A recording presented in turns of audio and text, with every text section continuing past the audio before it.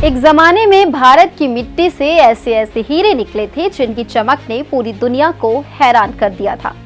इन्हीं में से एक है गोलकोंडा ब्लू, एक ऐसा हीरा जिसकी गिनती आज भी दुनिया के सबसे अनमोल और बेहतरीन हीरो में होती है। ब्रिटेन की मशहूर नीलामी संस्था क्रिस्टीज ने गोलकोंडा ब्लू को इतिहास में खोजे गए सबसे दुर्लभ और अहम हीरो में से एक कहा था। दरअसल 14 मई को यह हीरा जिनेवा में नीलाम होने वाला था, जहां अंदाजा लगाया जा रहा था कि इसकी बोली 35 से 50 मिलियन डॉलर तक जा सकती है, लेकिन ऐन वक्त पर इसे नीलामी से हटा लिया गया, जिसकी वजह ये बताई जा रही है कि इसके मालिकों ने इसे किसी बाहरी को ना बेचकर बल्कि अपने ही परिवार के किसी सदस्य को बेचने का फैसला लिया है। अब इस खास हीरे की कहानी के जरिए झांकते हैं भारत के उस इतिहास में जब हमारी जमीन हीरो की खान हुआ करती थी। आज जो तेलंगाना है वो इलाका पहले गोलकुंडा कहलाता था।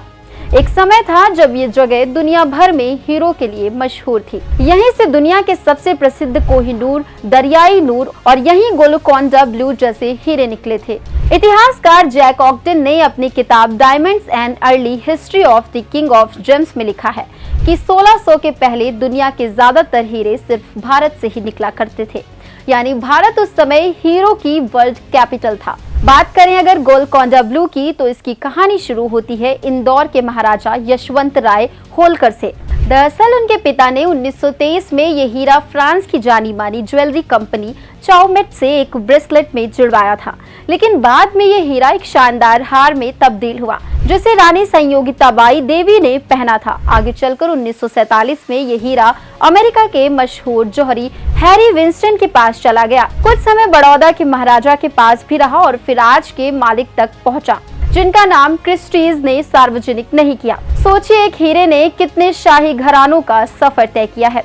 असल में हीरो को लेकर यूरोप की दिलचस्पी तब शुरू हुई जब 327 ईसा पूर्व में सिकंदर महान भारत से हीरे लेकर यूरोप गया था और फिर मार्को पोलो ने भी 1292 में भारत आकर लिखा था, भारत के अलावा कोई देश हीरे पैदा ही नहीं करता और बाकी दुनिया में जो हीरे मिलते हैं वो बस भारत के ही छोड़े हुए टुकड़े हैं। उस वक्त अहमदाबाद, सूरत और गोवा जैसे शहर हीरो के बड़े बड़े बाजार हुआ करते थे, लेकिन फिर 18वीं सदी में ब्राजील में हीरो की खोज हुई और फिर जो बदलाव आया उसने सब कुछ बदल दिया। 1731 में ब्राजील से 1 लाख कैरेट हीरे निकले और सिर्फ 2 साल में ये संख्या 3 लाख कैरेट तक पहुंच गई। अब भारत जहां साल में 5000 से 50,000 कैरेट ही हीरे निकाल पाता था, वो इस रेस में बहुत पीछे छूट गया। आज हीरो का एक बड़ा हिस्सा अफ्रीका, ऑस्ट्रेलिया और रूस जैसे देशों से आता है, लेकिन इन हीरो से कई विवाद भी जुड़े हैं, जैसे ब्लैक डायमंड्स जो युद्ध, लोगों के शोषण और बाल मजदूरी जैसी अमानवीय गतिविधियों से जुड़े हैं। और इन्हीं सब कारणों से लोग अब लैब ग्राउंड डायमंड्स यानी कृत्रिम हीरो की तरफ भी ध्यान दे रहे हैं, जो सस्ते भी हैं और नैतिक भी।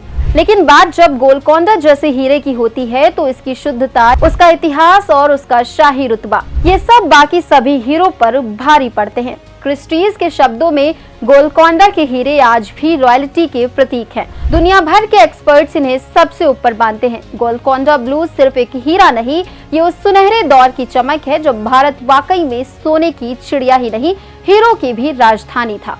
अगर आपको ये कहानी पसंद आई हो तो वीडियो को लाइक करें, अपने दोस्तों से शेयर करें और ऐसी ही ऐतिहासिक कहानियों के लिए हमारे चैनल को सब्सक्राइब करना ना भूलें।